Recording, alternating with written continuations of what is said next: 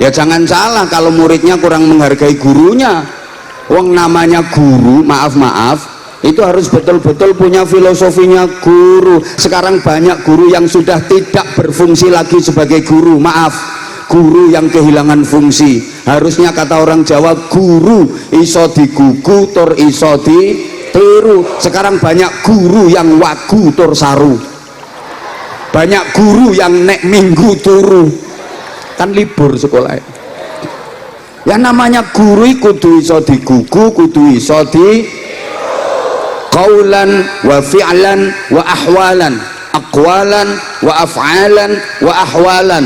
Ucapannya, perbuatannya, perilakunya harus menjadi contoh yang baik bagi murid-muridnya. Ingat, dulu ada pepatah, guru kencing berdiri, murid kencing berlari. Nah sekarang loh, ya iya, apa yang dilakukan guru akan dicontoh murid-muridnya. Kalau guru kencing berdiri, murid kencing berlari. Dan pepatah itu sekarang makin parah, guru kencing berdiri, murid mengencingi guru. Oke ya, assalamualaikum warahmatullahi wabarakatuh. Kembali lagi bersama saya di channel Umat Desain. Kali ini kita akan mendengarkan ceramahnya Kiai Haji Anwar Zahid.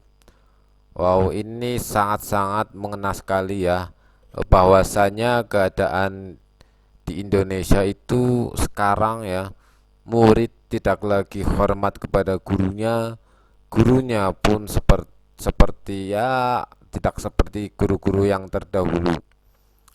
Mungkin itu yang saya lihat ya, tapi ya ini ceramahnya sangat keren banget, sangat memotivasi kita semua ya agar menjadi lebih baik lagi. Oke, langsung saja kita dengarkan ceramahnya beliau agar kita bisa berintrospeksi diri dan kita bisa menjadi lebih baik. Oke, selamat mendengarkan dan perhatikan. Spesial untuk kalian siswa dan siswi SMK Kesuma, terus pada jalur semangat agar kalian menjadi generasi yang hebat. Fokusnya adalah belajar, bukan sekedar nyari pacar. Tugas utama kalian menuntut ilmu, bukan hanya ngejar-ngejar kamu.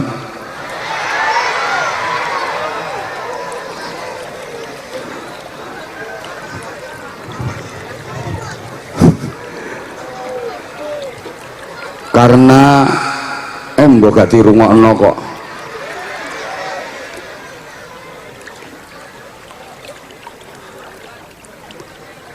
Fokusnya adalah ilmu, bukan dia.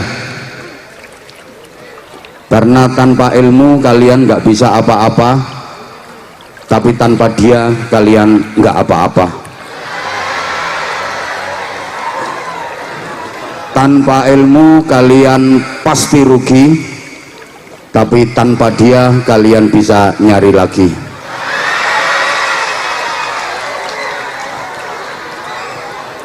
Ubur-ubur ikan lele, DE mundur golek liyane.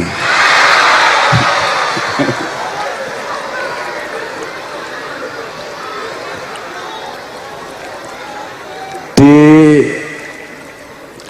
SMK Kesuma ini, adik-adik kalian ditempa, digembleng agar menjadi generasi pelopor bukan pengekor, generasi yang pengais bukan pengemis, generasi yang perintis bukan pewaris, generasi yang penggerak bukan penggertak, generasi yang punya karakter bukan yang karaten, yang luar biasa bukan yang biasa di luar, yang terpelajar bukan yang kurang ajar, yang beradab bukan yang biadab, yang ahli zikir bukan yang tukang kentir, yang ahli Quran bukan yang suka gendaan,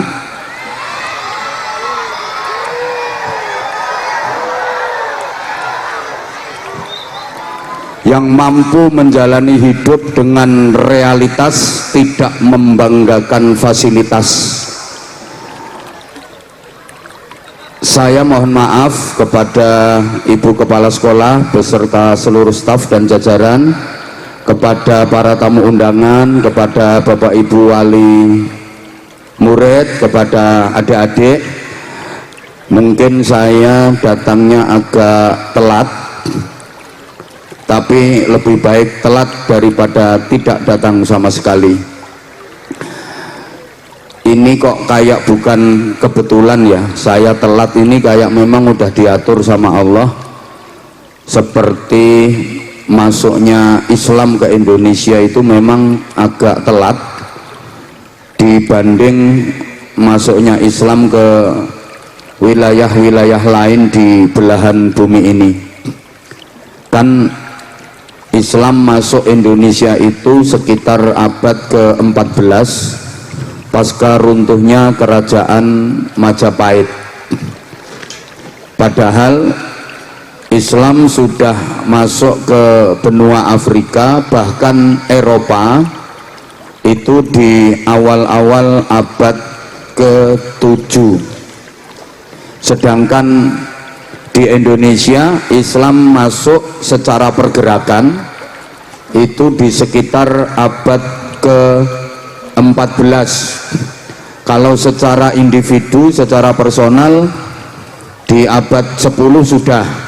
Tapi yang saya maksud adalah secara pergerakan Islam baru masuk ke Indonesia di abad ke-14, jadi agak telat.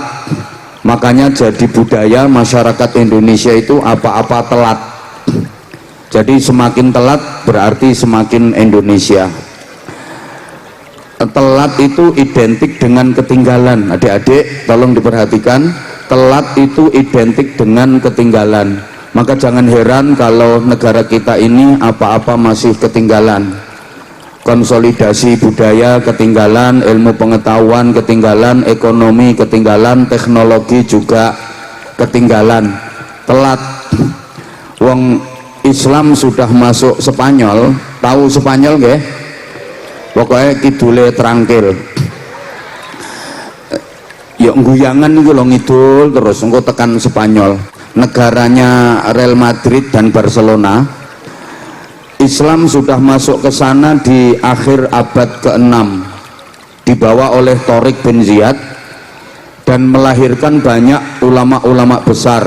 Yang paling fenomenal ya pengarang kitab Alfiyah Ibnu Malik, kitab Nahwu, ilmu gramatika yang dipelajari di hampir seluruh pesantren di Indonesia.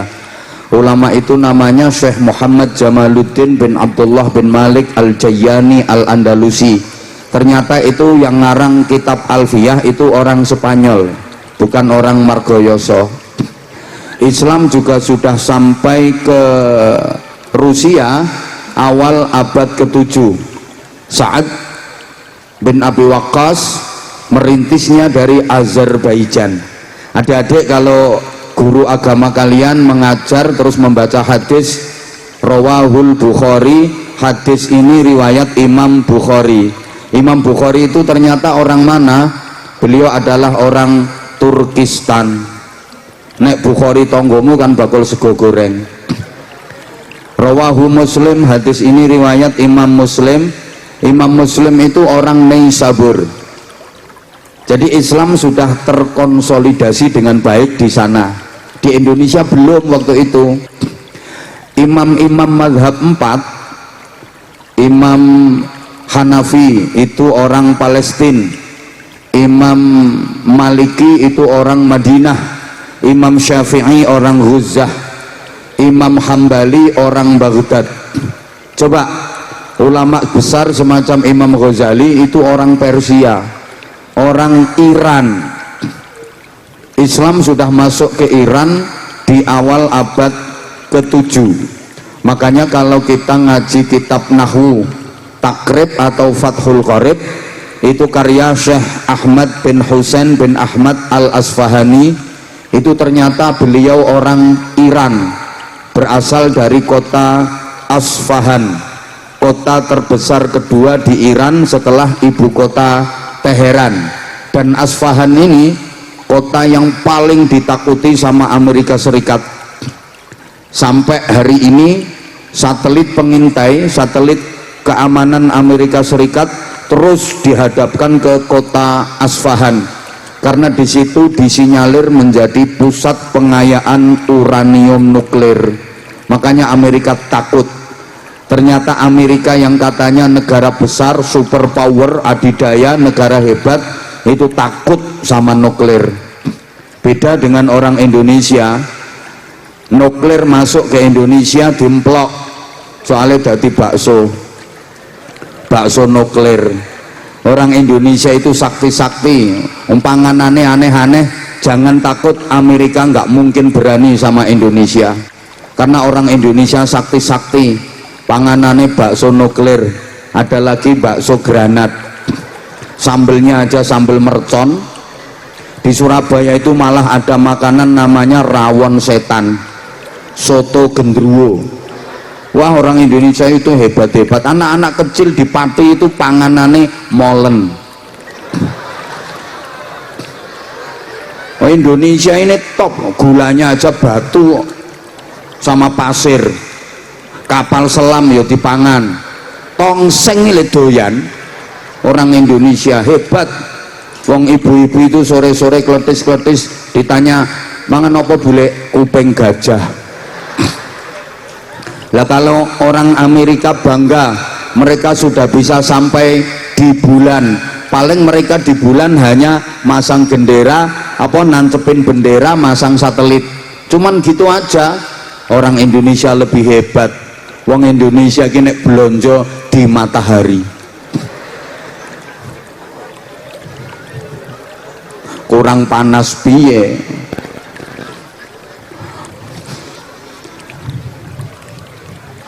Islam masuk Indonesia itu di abad ke-14 dibawa oleh para wali yang kita kenal dengan sebutan Wali Songo.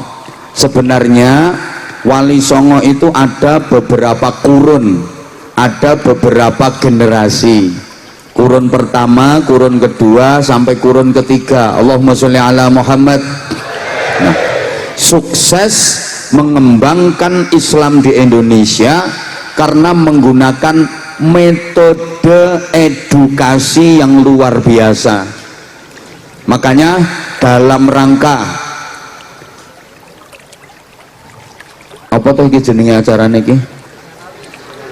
Disnatalis yang ke 22, saya ingin sampaikan ini untuk suksesnya pendidikan anak-anak kita. Allahumma sholli ala Muhammad. Allahumma sholli ala Muhammad. Sukses dakwah dari para wali dan para ulama di Indonesia yang bahkan akhirnya Islam menjadi agama mayoritas penduduk Indonesia. Jadi beliau-beliau sukses besar membawa perubahan agama di Indonesia yang dulunya masih memeluk Hindu, Buddha, Kejawen, Gugon Tuhon, Purbo Kayun, Darmo Gandul, Gandule Pak Darmo. Bahkan masih banyak yang percaya sama Klenik. Klenik itu ya semacam percaya sama Nyai Basingah, Nyi Blorong, Nyi Roro Kidul, Nyi Roro Lor, Nyi Roro Etan, Nyi Roro Kulon, Nyi Roro Tengah, Nyi Roro Pojokan, Mak Lampir, Nini Pelet, Gerandong, wa ala alihi wa sahbihi ajmain. Kemudian hampir 90% memeluk agama Islam. Sukses besar. Kenapa? Karena metodologinya yang luar biasa. Mudah-mudahan ini bisa diterapkan di SMA Kesuma Margoyoso. Amin Allahumma. Singkat-singkat saja karena memang waktu kita terbatas. Pertama, ya biasa, kalau nggak kuat mesti guling. Maka mentalmu kalau nggak kuat pasti dirimu juga akan guling seperti kipas angin itu. Allahumma sholli ala Muhammad. Boleh dilanjut? Kalau minta dilanjut, saya mohon dengan sangat adik-adik khususnya untuk melakukan GTM, gerakan tutup mulut. Ngaji itu yang belajar, itu yang kerja adalah telinga, otak, dan hati. Setiap keterangan yang disampaikan oleh guru-guru kalian diterima dengan telinga yang sehat, diolah dengan otak yang jernih, masukkan ke hati yang bersih. Insya Allah nanti akan tumbuh menjadi ilmu yang manfaat, terekspresi keluar menjadi ilmu yang barokah. Maka sekali lagi tolong semuanya melaksanakan GTM, gerakan tutup mulut. Kalau masih belum paham ya GTC, gerakan tutup.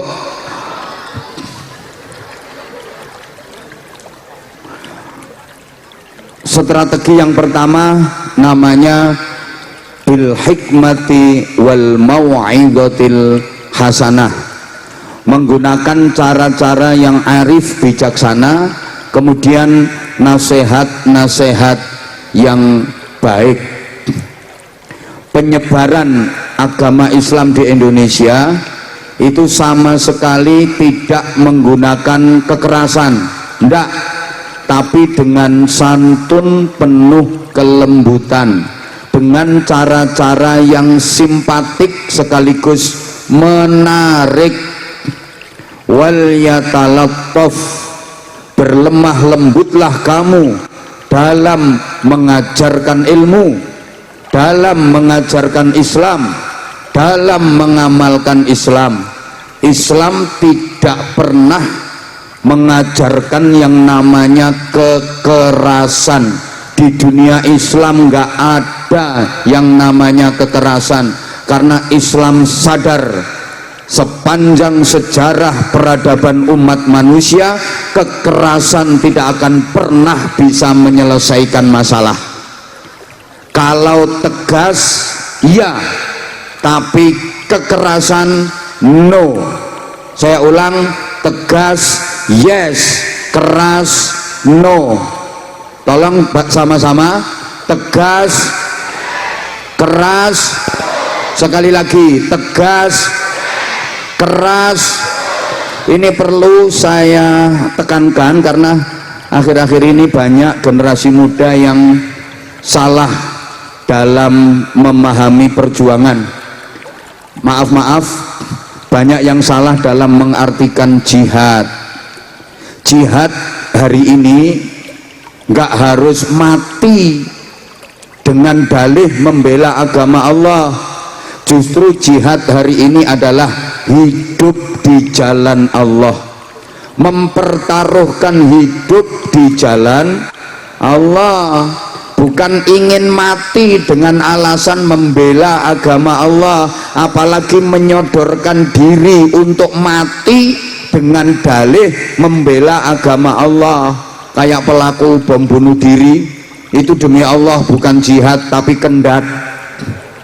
Halo, bukan mati syahid tapi mati sangit. Udah, Allahumma sholli ala Muhammad. Jadi maaf kalau ada tindak kekerasan yang mengatasnamakan Islam, itu justru menodai nilai-nilai Islam.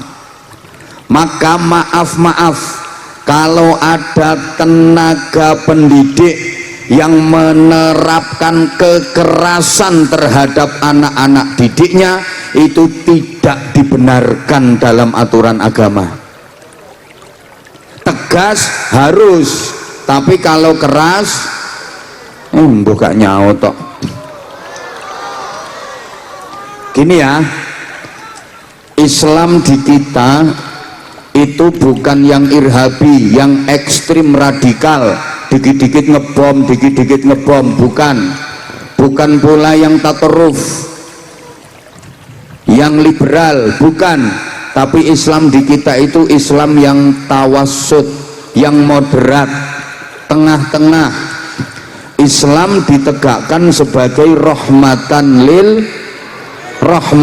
lil alamin, maka syariat dan ajaran-ajaran Islam dikembangkan, berproses dan berpadu dengan budaya dan adat istiadat.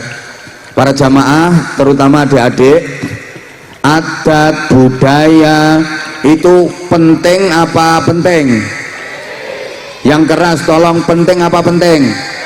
Penting, karena gini ya, sesuatu yang baik kalau nggak sesuai dengan budaya itu bisa jadi kacau. Saya udah sering sampaikan, sesuatu yang baik kalau nggak sesuai dengan adat dan budaya bisa kacau. Oke ya, kita tadi sudah mendengarkan dramanya Kiai Haji Anwar Zahid. Semoga apa yang beliau sampaikan bisa menjadi suatu pelajaran buat kita semua, dan apa yang beliau sampaikan adalah tidak hanya semena-mena hanya untuk membuat diri kita lebih baik. Oke, terima kasih sudah menonton dramanya Kiai Haji Anwar Zahid, dan jangan lupa like, subscribe channel ini agar channel ini terus tetap berkembang. Oke, assalamualaikum warahmatullahi wabarakatuh.